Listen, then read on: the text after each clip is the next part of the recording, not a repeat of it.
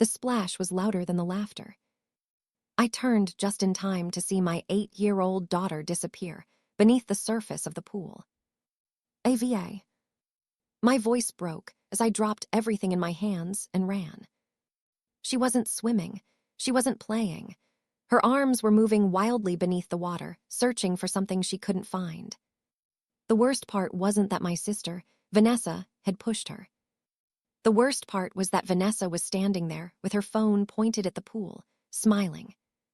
"She can't swim," I screamed as I pulled Ava into my arms. Vanessa only gave a nervous laugh. "Mevelle, relax, it was just a joke." And behind her, my own parents didn't rush forward. They didn't apologize. They didn't even look scared. My mother folded her arms. "She's too sensitive. Vanessa was playing." My father shook his head. "Let her learn. Kids have to learn somehow." That was the moment something inside me changed. Because I realized they weren't upset that Ava almost drowned. They were upset that Vanessa's little joke had gone too far. I carried my coughing, shaking daughter inside, while everyone outside continued the family gathering like nothing had happened. But before I closed the door, I saw something. Vanessa lowered her phone. But the recording timer was still running. I sat on the bathroom floor with Ava wrapped in a towel, watching her hold onto me like she was afraid I would disappear. "Mommy," she whispered, "why did Grandma and Grandpa help me?" I opened my mouth, but nothing came out. Because I had spent years trying to make sure Ava felt surrounded by family after losing her father. I had convinced myself that my parents and my sister loved her. I had ignored the small things. The comments. The excuses. The way Vanessa was always forgiven because she was just being Vanessa. But this was different. This wasn't a rude comment. This wasn't a childish argument. My daughter had been pushed into deep water by someone who knew she couldn't swim. I checked Ava carefully. She was shaken, but thankfully she was breathing normally. Then my phone buzzed. At first, I thought it was a message asking if Ava was okay. It was. It was a notification from Vanessa. She had uploaded a video. I opened it. My stomach dropped. The video started after Ava was already in the water. It showed my daughter crying, gasping, and clinging to me. The caption made it look like Vanessa had only splashed her and Ava had overreacted. The comments were worse. People were laughing, calling Ava dramatic, saying she needed to toughen up. Vanessa had turned the scariest moment of my daughter's life into entertainment. I looked at the screen again. Then I looked toward the security camera mounted above my grandmother's back door. Vanessa thought her phone captured everything. She thought she controlled the story. But she had forgotten about one camera. And that camera saw what happened before Ava hit the water. I waited until Ava fell asleep before I drove back to my grandmother's house. I didn't go there to argue. I went there because I needed one answer. Did Vanessa really think this was just a joke? When I walked into the kitchen, Vanessa was leaning against the counter scrolling through her phone. She looked up and immediately sighed. "Are we still doing this?" I stared at her. My daughter almost drowned. Vanessa rolled her eyes. She didn't almost drown, Mevelle. She got scared. Because she was underwater. She was fine. That answer hit me harder than I expected. Not because it surprised me. Because it confirmed she still didn't understand what she had done. I pulled out my phone and showed her the video she posted. "Delete it." Her expression changed. "No." I thought I had heard her wrong. "What did you say?" I said no. "Do you know how many views this got? Everyone knows it was a joke." I stepped closer. "You filmed my daughter struggling in a pool and posted it without asking me." Vanessa shrugged. "She'll laugh about it someday." I looked at her carefully. "Did you know she couldn't swim?" For the first time, she didn't answer immediately. Her eyes moved away. Just for a second. But I saw it. That hesitation. You knew, I said quietly. Before Vanessa could respond, my mother walked into the kitchen. What's going on now? I turned toward Deanne. Your daughter pushed Ava into the deep end knowing she couldn't swim, and Vanessa posted it online. My mother didn't even look shocked. Instead, she looked disappointed in me. Mavel, you're making this bigger than it is. Bigger than it is. Yes, Vanessa made a mistake. That doesn't mean you destroy the family over it. I looked between them. Nobody was asking if Ava was okay. Nobody was asking how scared she was. They were asking why I wasn't protecting Vanessa. My mother crossed her arms. You've always been too serious. If you can't handle a family joke, maybe you shouldn't bring Ava here. There it was. The sentence I had heard in different forms for years. The reminder that Vanessa could do whatever she wanted while I was expected to keep the peace. I looked around the kitchen. The same kitchen where birthdays had been celebrated. The same backyard where holidays had happened. The house everyone called the family house. I had never corrected them. Not once. I simply said, delete the video. Vanessa smiled. You're really going to keep fighting this? I didn't answer. I picked up my keys and walked out. Because there was something they didn't know. Something I had never told them. That night, after getting Ava home safely, I opened the security camera application connected to the property. My hand stayed still as I searched through the footage. 5 minutes before the push. There she was. Vanessa stood beside the pool. She raised her phone. Checked the screen. Then looked directly toward Ava. I watched the recording once. Then I pressed one button. I saved a copy. And before anyone could touch it, I downloaded the entire file. By the next morning, Vanessa's video was everywhere. Not everywhere online, but everywhere that mattered. Our relatives had seen it. Family friends had shared it. People who knew Ava were laughing at a child who had spent the previous afternoon afraid to go near a pool. Vanessa had even posted another message defending herself. She's my niece. I was just trying to teach her not to be afraid of water. That sentence made my hands tighten around my phone. Because it was a lie. Vanessa wasn't teaching Ava anything. She was creating a moment she thought people would find funny. I opened our family group chat. Delete every video and picture of Ava from that incident. Now. The response came within seconds. Vanessa, you're being dramatic again. I stared at the message. Then another one appeared. My father. Mavel. Stop embarrassing your sister over a joke. I looked at the screen for a long moment. Then I typed back. Ava cannot swim. Vanessa knew that. The conversation went silent. For the first time, nobody had an easy answer. A minute later, Vanessa replied. I thought she was exaggerating. Kids say things all the time. I almost laughed. Because she had just admitted she heard Ava say she couldn't swim. She was trying to turn knowing into misunderstanding. But I still didn't reveal what I had. Not yet. Instead, I reported every video Vanessa had posted. A minor child had been recorded and uploaded without my permission. I saved screenshots. I saved timestamps. I saved every comment from people who had mocked Ava. I wasn't arguing anymore.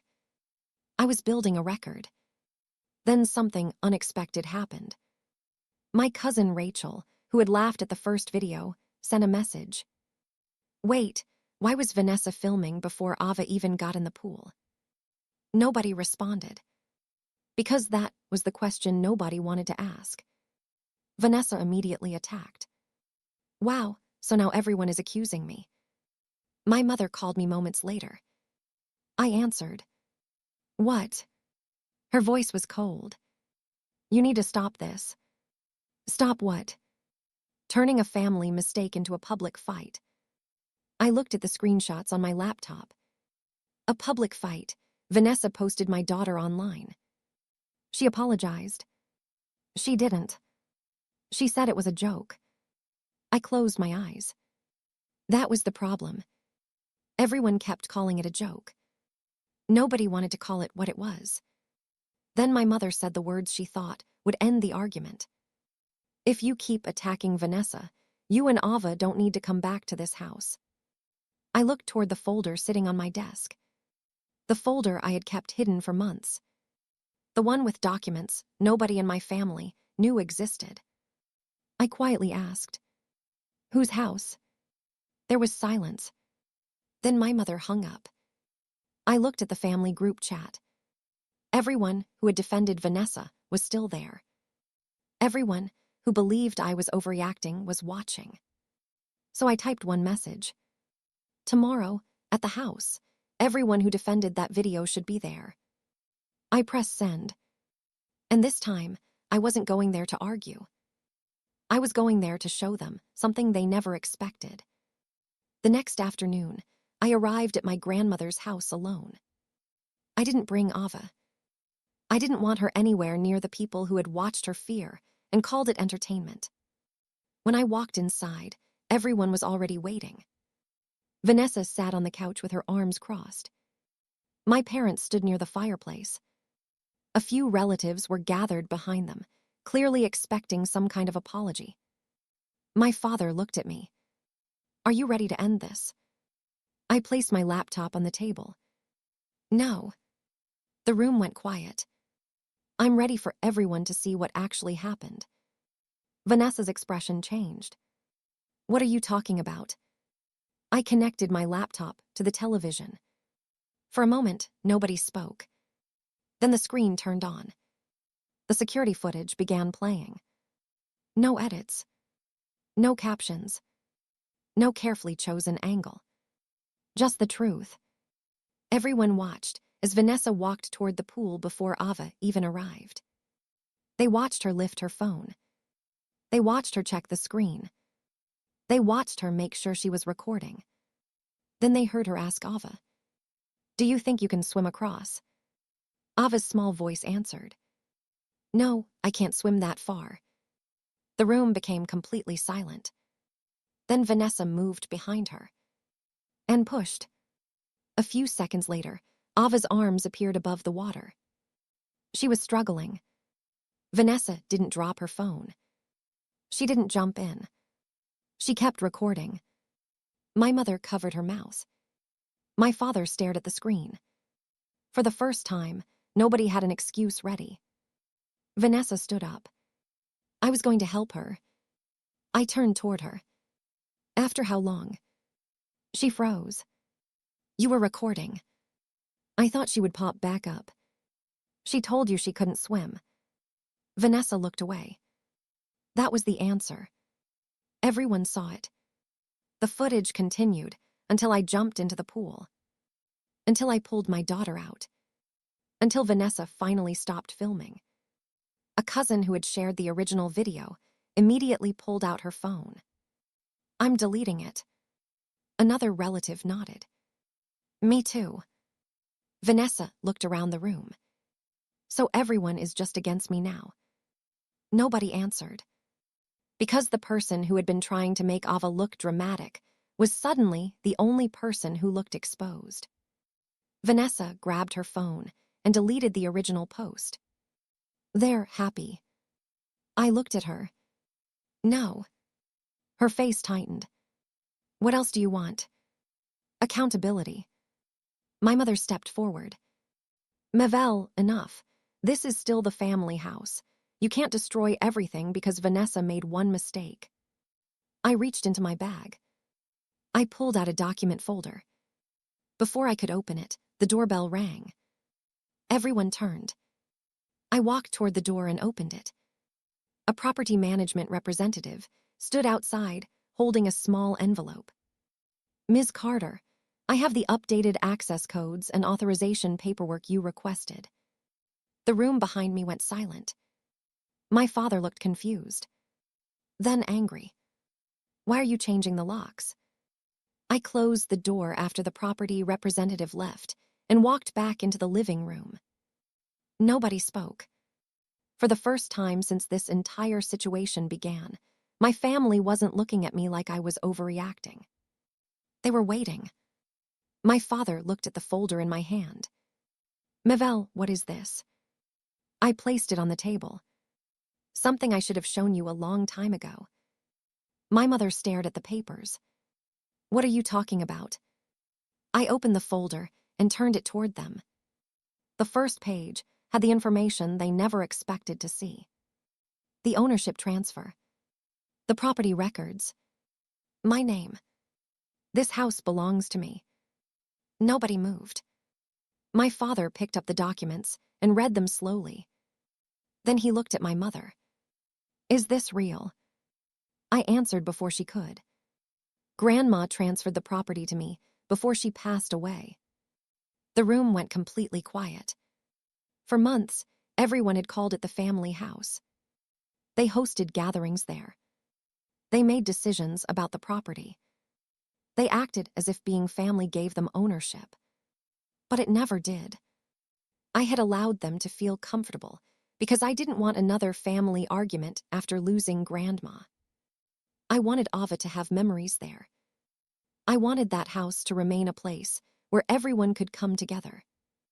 But somewhere along the way, they stopped treating my kindness like a gift. They started treating it like a right. My mother shook her head. "No, that's not possible." I looked at her. "It is." She looked back at the footage still frozen on the television screen. At Ava underwater. At Vanessa holding the phone. At the moment, everyone had defended. "This house was never the reason I was angry," I said. My voice stayed calm. "Ava was." Nobody interrupted. "You all keep talking about a joke, but a joke ends when someone gets hurt. Vanessa knew my daughter couldn't swim. She pushed her anyway. Then she recorded it. Then she posted it." Vanessa wiped her eyes. I said I was sorry. I looked at her. "No, you said it went too far." She stayed silent. "That's different." The security footage proved everything. It showed what Vanessa tried to hide. She didn't misunderstand. She didn't make a harmless mistake. She made a choice. My father slowly placed the documents back on the table. Then he looked at me. I should have helped her. I didn't answer. Because he was right. He should have. He should have moved. He should have protected his granddaughter. Instead, he told her to learn. And that sentence would stay with all of us. Vanessa asked quietly, "So what happens now?" I looked at her. "Now you delete every copy of that video. You never post my daughter again, and you will never be alone with Ava." Her expression changed. "You're banning me from seeing her." "I'm protecting her." My mother stepped forward. "You're tearing this family apart." I shook my head. "No, I'm ending the part where everyone protects the person who caused the damage." That was the first time nobody had an argument. Because the truth was sitting in front of them. Over the next few days, Vanessa's video disappeared. The relatives who had laughed deleted their posts after seeing the full footage. The people who only saw Ava's fear finally understood what actually happened. Vanessa lost the attention she wanted. The video she thought would make her popular became the reason people questioned her judgment. My parents also lost something they never thought they could lose. Automatic access. The house. The backyard. The place they treated as theirs. From that day forward, visiting Ava was no longer something they could demand. It was something they had to earn. I stopped hosting huge family gatherings at the property. The house became quieter. Safer. Ours. Ava continued her swimming lessons. Slowly. At her own pace. Nobody pushed her. Nobody laughed. Nobody forced her into something she wasn't ready for. Months later, I watched her reach the wall after swimming several feet across the shallow end. She turned around with the biggest smile.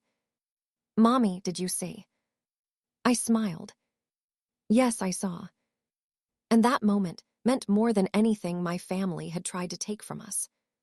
Because there is a difference between helping a child overcome fear and throwing them into it. My family learned that lesson too late. They told me to let my daughter learn. But in the end, they learned something much harder. My daughter's safety was never theirs to joke about.